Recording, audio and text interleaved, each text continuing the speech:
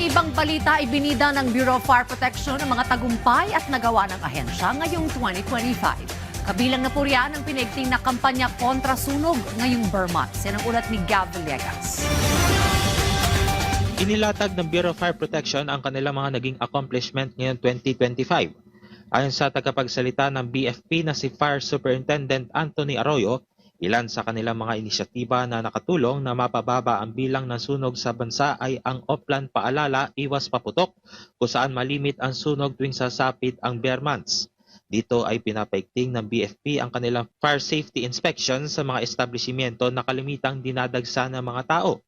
We escalate yung heightened alert from code blue to red alert starting December 23. Full alert status na ng code red. Ibig sabihin, maasahan nyo po ang mahigit na 30,000 na strong men and women na assign sa operation po nationwide ng VFP to ready to response, no? At meron kaming mahigit na 5,000 na mga ambulances and other rescue vehicles, and kasama na dyan yung aming mga motorcycle vehicle to respond sa mga matraffic na mga lansangan to help halimbawa mga first aid at saka suppression of fire din. May mga bitbit na fire extinguisher. Sinabi rin ni Arroyo na all year round ang kanilang kampanya kontra sunog at mas pinaigting nila ito tuwing Marso na Fire Prevention Month.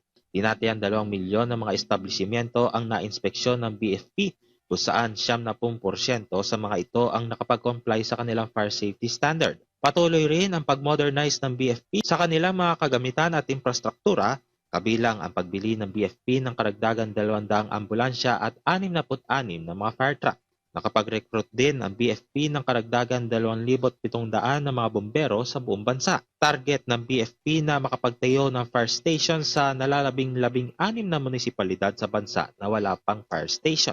Lahat po ng gustong maging bumbero ay pwedeng pumasok sa amin as long as pasado sa minimum qualification, baccalaureate degree, no? Any baccalaureate degree, at dapat po may civil service.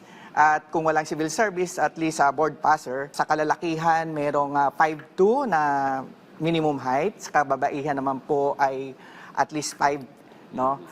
Ang height, 5 feet, no? Then with good moral standing and walang criminal record or hindi natulan. Ang aming vision po ay talagang to have a modern fire service capable of ensuring a fire-safe nation. Kaya po, tuloy-tuloy po ang enhancement ng aming mga existing program at magkaroon pa ng more innovation sa pagpigil, no? Kung hindi talaga mapigilan, immediately masupil natin ang mapinsalang sunog. Ngayong bisperas ng bagong taon, may paalala rin ang BFP sa publiko sa paggamit ng paputok. Hanggat maaari, wag na gumamit ng mga paputok at pailaw, Sir Joey. Alternatibo na lang, no? Tulad ng torotot, no, yung mga ibang pailaw. Kung hindi talaga maiwasan, ay bumili lamang sa mga paputok sa mga tindahan ng paputok at pailaw na hilihitimo. Hanggat maaari, wag mag-imbak o magtago ng paputok ng matagal, no? At ilayo ito sa mga pwedeng pagmula ng ignition. Kasi ang explosion po ay kailangan yung triangle of fire din, no?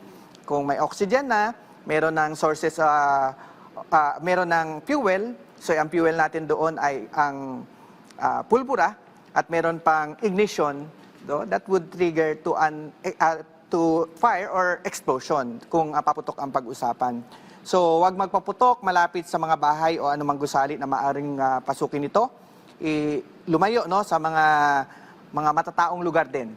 Okay? At mga hindi maiwasan, mga bata na magpapaputok, we advise all the parents to really guide their children, no? Gav Villegas para sa Pambansang TV sa Bagong Philippines.